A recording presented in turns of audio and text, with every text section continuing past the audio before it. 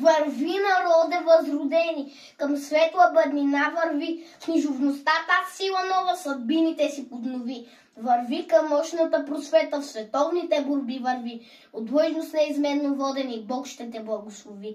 Напред науката е слънце, което в душите грей, напред народността не пада там, където знанието живей. Безвестен беше ти, безславен, влез историята вече, духовно покори страните, които завладя с меч. Тъй солунските двама братя насърчваха дедите ни. О, минал незабравимо, о, пресвещени старини! България остана вярна на достославния този завет. Тържествование и страдание извършват подвизи без чет. Да, родината години през светли преживя. В беда неописуема изпадна, но върши дългът си всегда. Бе време писмеността наша, кога обходи целия мир. За все световната просвета тя бе неизчерпаем вир.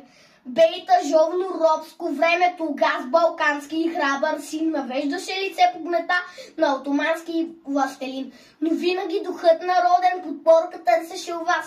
О, мъдреци, през 10 века се жив остана вашия глас.